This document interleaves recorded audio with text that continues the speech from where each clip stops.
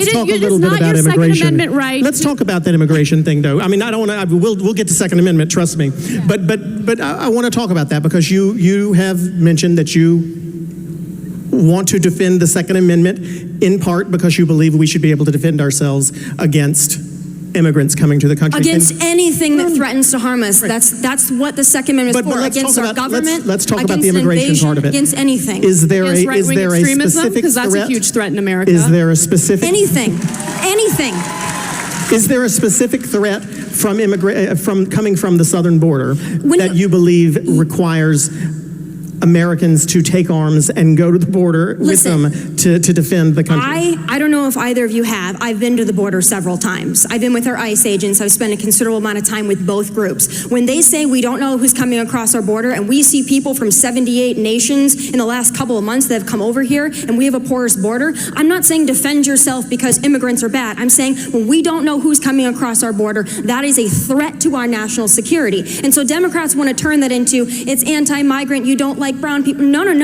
I don't like anyone coming to my country. I don't know who they are. And when you have an unenforced border, that is what happens. Right. So I'm not. So let me just interject here. Listen, Second Amendment rights. We're allowed to have our guns. We're allowed to keep them. We're allowed to have them. No question about it. People like Ana Kasparian, the progressives, and others, moderates, liberals, leftists, want to do whatever they can to limit our ability to have those. When you're talking on some of these border states, who are you going to call? Ghostbusters. Who are you going to call? The police. How long is it going to take for the police to arrive? You've got huge swaths of land over there where people are just living, in areas, rural areas that are so far away from the police. They need something to defend themselves. So the talking point from Ana and her ilk are that, you just want to have guns so you can just, shoot at immigrants and do this and do that. And Tomi is saying that's not true. Again, the hyperbole is coming from Ana's side, not from Tomi's side. She's just basically saying we have a right to defend ourselves because the government isn't doing anything to stem the tide of illegal immigrants who are coming across the border, many of whom are in gangs, many of whom are part of the cartel, many of whom will be willing to do, just absolutely evil, atrocious things to get what they want. And we have to be able to defend and protect ourselves, no matter who they are, whether they're white, brown, black, green, yellow, purple, whatever color, whatever nationality. I'm not going to sit here and accuse you of being racist because you want a secure border, but let's talk about whether or not, why are we not able to have an immigration policy? I would argue that part of that comes from the fact that both sides are coming at each other so hard and perhaps not listening too much. Let's talk specifically about how to fix the immigration problem. You recognize there's a problem. I can't put words in your mouth, but I think most of us recognize that immigration isn't quite working in this country the way that it should. What is the solution in your mind, Tomi? Like, how do you, not just what are the problems, but how do we fix them? Well, the first solution is to build a wall. And it's not because I'm a Trumpian. It's not because Donald Trump said it and I believe it. It's because I've spent time with the men and women of Border Patrol, and when the people that are out there on the front lines day in and day out say, if we had a physical barrier, our jobs would be much easier. We could dedicate resources other places. We need a physical barrier. And then for the Democrats to say, no, it's a manufactured crisis. The Border Patrol agents that do this for a living, they don't really know what they're talking about. Walls, we don't need walls. That's not going to solve the problem. You're completely dismissing people that do this for a living. These people are Republicans, these people are Democrats, these people, some don't care about politics, 50% Hispanic, Latino who are serving in Border Patrol, and they say, we need a barrier, we need a wall. Every single one of them I talk to. So to say that doesn't work, you're saying these people don't know what the hell they're talking about. So I think... Now, before we get to Anna's response, I would listen to a person who has actually been there, seen the problems, talked to the people that are on the front line, then listen to somebody who has never been to the border, has never talked to a border agent in their life, has no idea it's coming from firsthand information. So I would tend to listen to the person who's actually gone down there and looked at the problem firsthand and seen the problem firsthand and talked to the people who are responding to the problem firsthand. Solutions are incredibly important, and I think that the left has been mischaracterized. This whole notion of open borders is not something that's, a widespread idea that's accepted by people on the left. But I will say that part of the problem is that we always focus on what we can do, what kind of Band-Aid we can use to solve a giant gushing wound. And so yes, there has been a migrant crisis, but we never ask, what caused this migrant crisis? Why is there so much crime, in the Northern Triangle? And first, I just have to interject and stop this. Who gives a damn, why there's crime in the Northern freaking Triangle? It's not our job to find out what the problems are in other countries. It's our job, Anna, to find the problems that are in our country with our people and find our solutions to our problems. Once we do that, then we can figure out, what the hell is going on in the freaking Northern Triangle? Do we have to find out what the problem is in Sub-Saharan Africa? Do we have to find out what the problem is in Calcutta, in New Delhi, in India? Do we have to find out what the problem is in Pakistan, in the Middle East, and solve those problems? We've been very poor problem solvers for the world. In many instances, and just in the big instances, we've solved the problems, but in these smaller ones, we've been terrible. I don't give a damn about the problems in the Northern Triangle, why people are coming over here. Solve our problems first. And we have to take responsibility as Americans for our actions abroad. So let me be specific. There are multiple actions we can take to root out crime in countries like Honduras, El Salvador, and Guatemala. For instance, over 200,000 guns from the United States travel south of the border into these Central American countries, which leads to crime. These cartels, these gang members use these guns, which, by the way, are purchased legally in the United States at gun shows and things like that. It helps them carry out the violence that's making these migrants flee. So we have to ask ourselves, yes, we have the Second Amendment. Yes, we should protect it. But what can we do to stop the flow of U.S. guns into Central American countries? One other thing. Before she says her one other thing, the stupidity of this argument from Anna and the progressives is that, let's assume that the guns, bought legally, going down south, being sold, people are using them to commit crimes, whatever.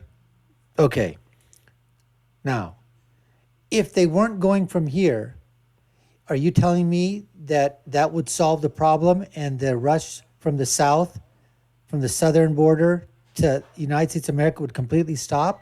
It would end? If you can guarantee me that, maybe I might be thinking about, let's stop the sales of guns south of the border. You can't do that. Maybe, but you can't show me that that's going to happen. You can't guarantee me that. And if it's not coming from here, it would be coming from other places. They would have suppliers from other regions, other people, and the same thing would happen, and they would still flee because it's geographical. It has nothing to do with the freaking guns. Get your head on straight, for crying out loud. Our drug war has also fueled violence in these countries. So it's not enough to say, we're just going to build a wall and be done with it. No, you have to stop the hemorrhaging. It's not going to work. You got to stop the hemorrhaging. Because the majority of undocumented immigrants came here by flying in. Let me ask. So let me ask this, and Tomi and I have worked together before. She knows I am progressive, but I do my best to be fair, so I'll admit my bias here. Is there an argument that I know that as liberals, as progressives, myself included, we often say that this wall would be a horrible message to send to our southern neighbors. It would send a message that amounted to discrimination based on race. I mean, that ship has sailed. But if we try to extract that, let me just ask for devil's advocate's purpose: is there not a world in where both the problems that you're talking about and the problems you're talking about could not be addressed at the same time? Is it worth it for Democrats to continue to oppose the wall specifically based on that? It almost sounds as if though a wall might be a Band-Aid, arguably, but a Band-Aid in place while these other issues are addressed. Is it worth it for Democrats to continue to fight against the wall specifically, or could it be a part of a larger solution? Well, I think that Democrats and their messaging on the wall has been a failure. And the reason why I say that is because they are not doing a good job discussing the complexity of immigration and why there's a flow of migrants. Instead, they're focusing on the discrimination angle, they're focusing on the bigotry angle, and I get that. That's what gets the most attention. But in reality, like, they do need to talk about the complexities at hand, and that means talking about gun regulation. That means putting themselves out there to discuss solutions for very controversial issues that are related to immigration. I don't think that they want to do that. I agree with you on that, but I also want to address, you keep going back to the Second Amendment, and I want to make sure I understand you correctly, because what it sounds like to me, and I'm sure to a lot of conservatives that are listening, is that we should infringe upon my Second Amendment rights so that they don't go to other countries south of our border, and then that makes them come to our country illegally. I'm not going to give up my Second Amendment rights because we've got illegal immigrants that are trampling over our borders.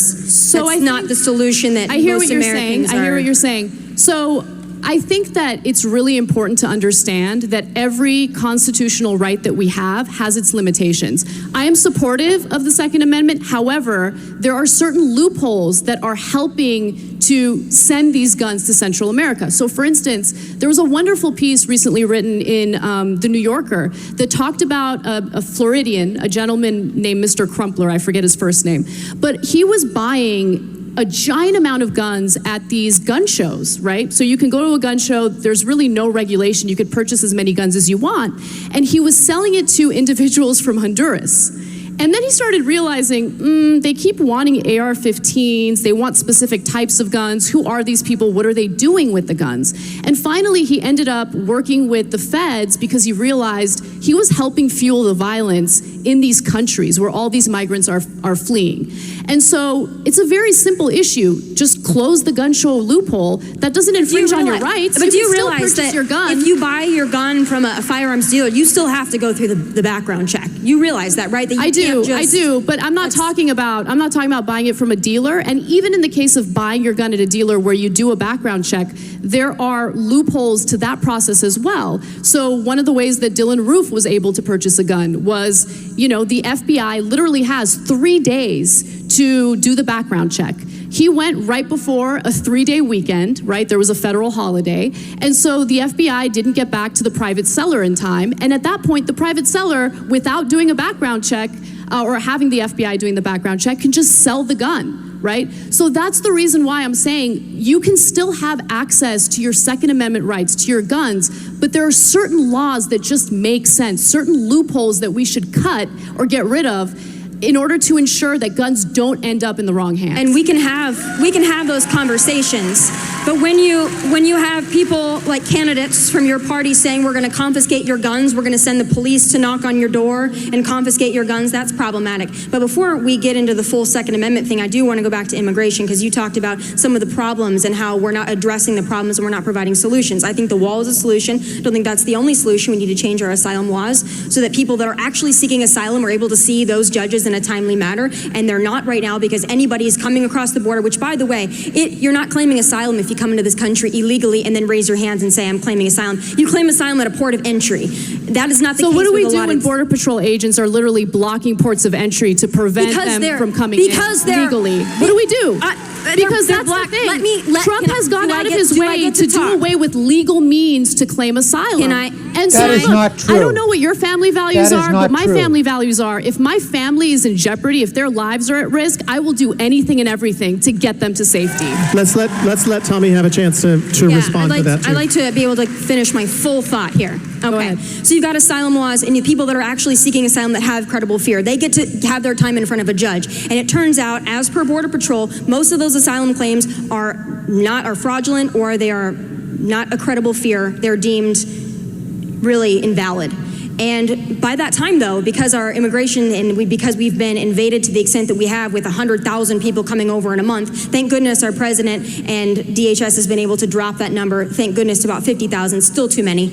But they wait 2 to 5 years to go to their court date. By that time, they have already escaped into the shadows of this nation. They've already had children. They are now essentially living in the shadows as an illegal immigrant. That is a problem. People that are actually have credible fear, they are pushed to the back of the line. And when you say that our president is closing a port of entry, I went to San Diego and to that San Ysidro port. I know, but your anecdotal evidence I know, but means nothing. you need to let me talk. What means, if we you need to let me focus on talk, I the can give you wide more than Let anecdotal me actually evidence, talk but for a you second. won't let me Hold talk. on, let me talk for 1 second, because I'm going to ask Do you. I get to finish my thought? So, anyways, let's end it here as the cat fight started at the very end. But I would basically have to give this part 2 of the debate. I think I'm going to have to give it to Tomi Lahren over Ana, because all I heard from Ana was Second Amendment bad, gun problem. Guns are the problem, not the people. Oh, it's the drugs. It's the problems that, we got to solve the problems of other people's countries and other people's problems. We got to do that. And guns are the big thing. If there were no guns, those countries wouldn't have any problems at all. And that was it. On Tomi's side, she was basically making the point that, no, that's not the issue. It's all these other things that are there. It's people coming in and misusing the asylum laws and coming over the border. They have to be at a port of entry, but no, they're entering in here. Then because their immigration laws are so freaking screwed up, it's nothing that you can have your asylum hearing in 24 or 48 hours or reasonable amount of time. Like she was saying, 2 to 5 years. That's what it's taking. And then by that time, like she said, you've got children already. You're in the shadows. Nobody's coming out.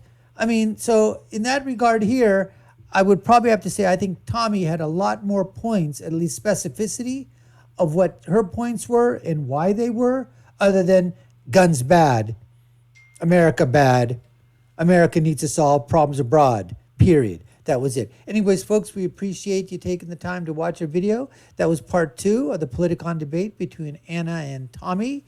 Continue watching our other videos, part 3, 4, and 5 of these politicon debates and the other ones as well. And we'd like to let you know that you're watching the Dr. Nasir Shaikh Show.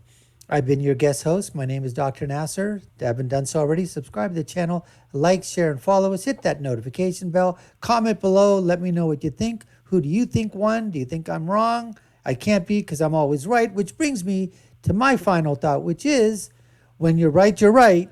And when you're left, well, you guys are wrong. We'll see you again next time, folks. Take care and stay safe.